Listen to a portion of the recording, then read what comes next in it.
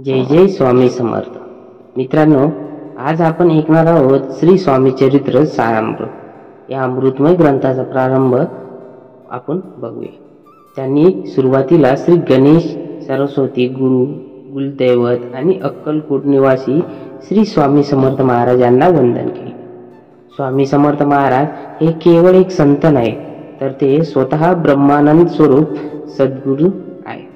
त्यांचे स्वरूप गगनासारखे अनंत, नित्य, निर्मळ आणि अचल आहे.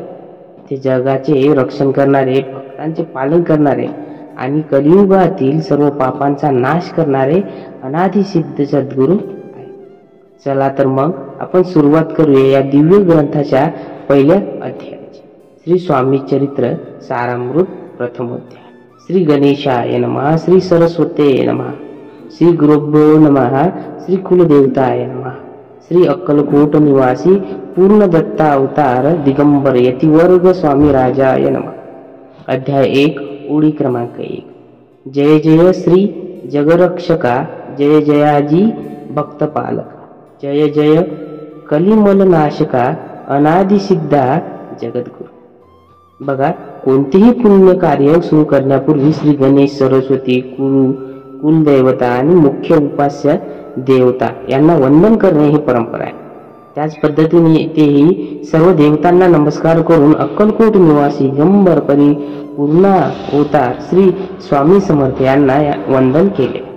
यानंतर सद्गुरूंचे स्वरूप सांगणारी संस्कृत श्लोकांतर्गत प्रार्थना दिली. सद्गुरू म्हणजेच केवळ ज्ञानमूर्तीच आहे. ते ब्रह्मानंद स्वरूप असून त्यांच्या सानिध्यात शांती आणि परमानंद अनुभवायला मिळतो. ते द्वंद्वादी पलीकडील आहेत, म्हणजे सुखदुःख, लाभ हानी, जय पराजय आणि जोडीदार अंशांना ते बांधलेले नाही. त्यांचे स्वरूप गगनासारखे सर्वव्यापी आणि व्यापक आहे. उपनिषदांतील तत्वमसी या महावाक्याचा अनुभव ज्यांनी घेतला आहे त्यांचेच ते मूर्तिमंत स्वरूप आहे. ते एकमेव नित्य, निर्मळ, अचल आहे. ते सर्व बुद्धींची साक्षी आहेत, म्हणजे प्रत्येकाच्या मनातील विचारांवर त्यांची दृष्टी असते. ते भावनांच्या पलीकडील त्रिगुणरहित, शुद्ध आणि अखंड आहे. अशा सद्गुरूंचे वंदन करून पुढील कथावस्तूची सुरुवात केली. पुढे पहिल्या ओळीत स्वामी समर्थ महाराजांचा जय जयकार करण्यात आला.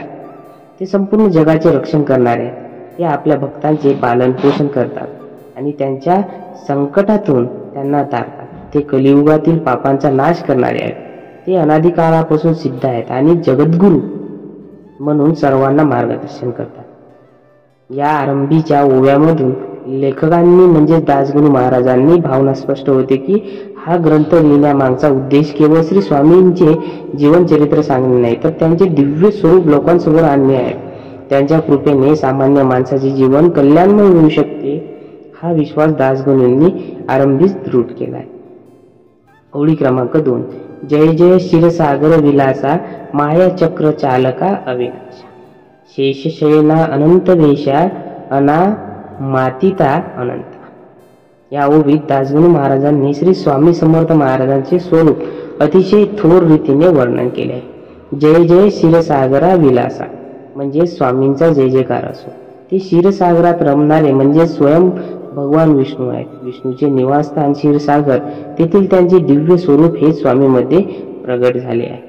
माया चक्र चालका अविनाशा म्हणजेच हा सृष्टीचा संपूर्ण खेळ ही एक माया आहे.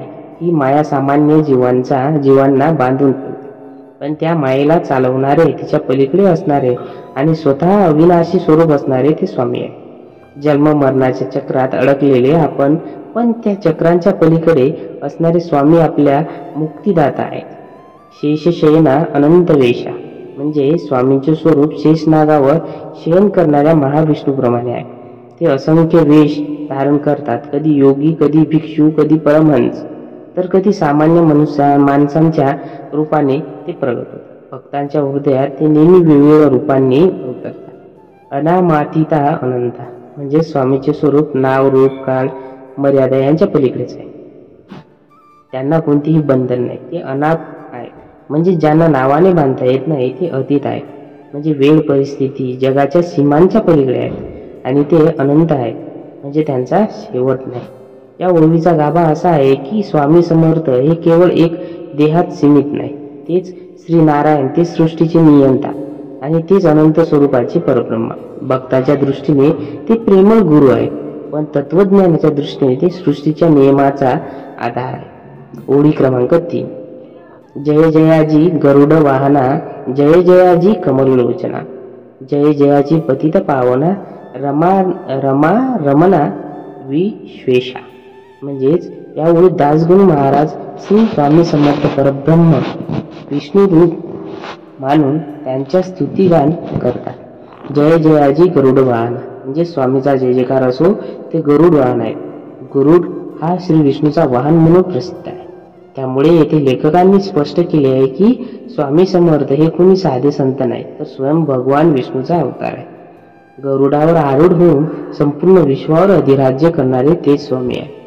जय जयाजी कमललोचना म्हणजे स्वामीचे नेत्र कमलासारखे सुंदर, विशाल आणि प्रसन्न आहे. कमल डोळ्याची उपमा श्री विष्णूला दिलेली आहे. स्वामींच्या नजरेत भक्ताला प्रेम, करुणा आणि शांततेचा अनुभव मिळतो. त्यांचे डोळे म्हणजे भक्ताच्या अंतःकरणाला शांती देणारे अमृत कळस. जय जयाजी पतित पावना म्हणजे स्वामी पतित पावना आहे.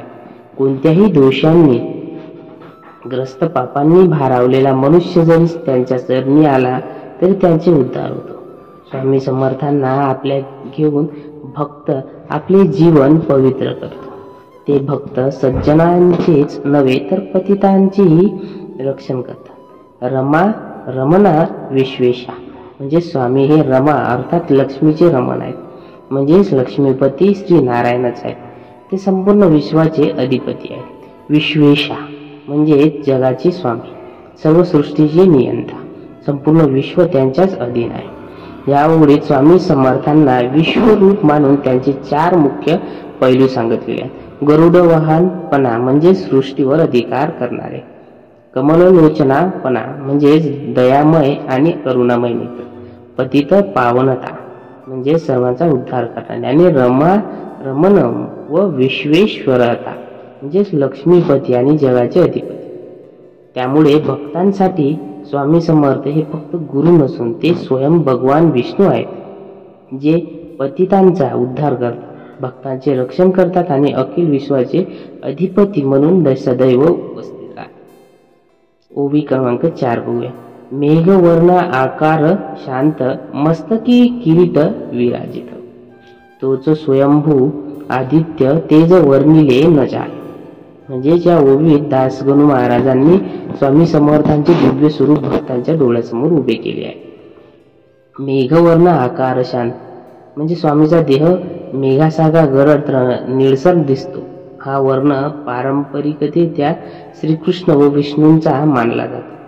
स्वामी समर्थही त्याच स्वरूपाचे आहेत, पण या रूपांमध्ये केवळ रंग सौंदर्य नाही तर शांतीचा महासागर दडलेला आहे. त्यांचे शरीर जणू शांततेचे मूर्त स्वरूप आहे. त्यांच्याकडे पाहताच मनातील अस्वस्थता, उद्वेग, चिंता नाहीसा होतात आणि अंतःकरणात गूढ शांतता अनुभवास येते. मस्तकी किरीट विराजित म्हणजे स्वामीच्या मस्तकावर तेजोमय मुकुट विराजमान आहे. हा मुकुट त्यांच्या दिव्यता, अधिराज्य आणि परमेश्वराचे प्रतीक आहे. जसा राजा किरीट धारण करून आपल्या साम्राज्यावर अधिकार गाजवतो, तसेच स्वामी हे संपूर्ण विश्वाचे अधिपती आहे. तोच स्वयंभू आदित्य म्हणजे स्वामी समर्थ म्हणजेच स्वयंभू आदित्य आहे. आदित्य म्हणजे सूर्य, पण हा केवळ बाह्य सूर्य नसून अंतःकरणाला प्रकाशित करणारा आत्मसूर्य आहे. जसा सूर्य अंधकार दूर करतो, तसा स्वामी समर्थ अन्यायाचा अंधकार दूर करून ज्ञान प्रकाश देतात. तेज वर्णिले न जाय. स्वामींचे तेज इतके विलक्षण आहे की ते शब्दात वर्णन करणे अशक्य आहे. ते तेज केवळ पाहण्याचे किंवा अनुभवायचे आहे. जसे समुद्राची अथांगता शब्दात मानू शकत नाही, तसेच स्वामींच्या दिव्य तेजांचे वर्णनही शब्दाच्या पलीकडेच आहे. या ओवीचा गाभा असा आहे की स्वामी समर्थ हे केवळ संत नव्हेत, तर तेच परमेश्वर आहे. त्यांचे स्वरूप कृष्णवर्णीय शांततामय आहे. त्यांच्या मस्तकावर तेजोमय मुकुट आहे. ते आत्मसूर्य आहे आणि त्यांचे तेज अमर्याद आहे. भक्तांनी ते अनुभवायचे, हृदयात साठवायचे कारण ते बोलून किंवा लिहून संबोधता येत नाही. नंतर ओवी क्रमांक 5 बघूया. विशाळ भाळ आकर्ण नयन, सरळ नासिका सुहास्य वदन, दत्तपंक्ती कुंद कळ्यांसमान, शुभ्रवर्ण विराजते. म्हणजेच या ओळीत दासगणू महाराजांनी स्वामी समर्थांचे सौंदर्य आणि दिव्य व्यक्तिमत्वाचे वर्णन केले. विशाळ भाळ आकर्ण व नयन म्हणजे स्वामीचे कपाळ विस्तीर्ण व विशाल. विशाल भाळ म्हणजे प्रज्ञेच्या, ज्ञानाचा आणि सामर्थ्याचे प्रतीक आहे. त्यांचे नेत्र आकर्ण म्हणजे कानापर्यंत पोहोचतील इतके मोठे आणि तेजस्वी आहे. अशा डोळ्यात करुणा, प्रेम आणि सर्व तत्वज्ञानाचे दर्शन करते. भक्तांनी त्यांच्या डोळ्यात पहिले की जीवनातील सर्व दुःख तणाव क्षणात नाहीसे होतात. सरळ नासिका सुहास्य वदन, त्यांची नासिका सुंदर, सरळ व प्रमाणबद्ध आहे. हे संतुलन आणि सौंदर्याचे चिन्ह आहे. स्वामींचा मुखकमल सदैव मधुर हास्याने उजळलेला असतो. त्या हास्यात करुणा, ममता आणि भक्तांवरील अपार प्रेम समावलेले असते. त्यांच्या एका स्मितानेच भक्तांचे अंतःकरण आनंदाने भरून जाते. दंतपक्ती कुंद कळ्यांसमान म्हणजे स्वामींची दातांची राख कुंद फुलांच्या कळ्यासारखी शुभ्र, सुंदर आणि कोमल आहे. त्यांचे वदन खुले झाले की त्या शुभ्र दंतपक्तींचे दर्शन होते आणि भक्त मंत्रमुग्ध होतो. शुभ्र वर्ण विराजते, त्यांचा शुभ्र वर्ण म्हणजेच तेजोमय, शुद्ध आणि दिव्य आहे. या शुभ्रतेत पवित्रतेचे आणि निर्मळतेचे प्रतीक आहे. जणू काही त्यांचे पूर्ण व्यक्तिमत्व पावित्र्यांच्या तेजाने झळाळून निघालेले आहे. या ओवीचा गाभा असा आहे की स्वामी समर्थांचे स्वरूप केवळ आध्यात्मिक दृष्टिकोनातून दिव्य नाही तर बाह्य रूपानेही आकर्षण मनाला शांत करणारे आहे. त्याचे विशाल कपाळ, करुणामय डोळे, सुंदर नासिका, सुहास्य वदन आणि कुंदन फुलासारखे शुभ्र दात हे सर्व भक्तांच्या हृदयाला मोहून टाकतात. हे रूप केवळ पाहण्यासाठी नाही तर त्यातून भक्ताला परमेश्वराला अस्तित्व, ज्ञानाची प्रभा आणि दयामयतेचा अनुभव घ्यायचा आहे. तर पुढचे जे 5 आपल्याला ओवी बघायचे आहे ते आपण नेक्स्ट व्हिडिओ मध्ये बघणार आहे. जय जय स्वामी समर्थ.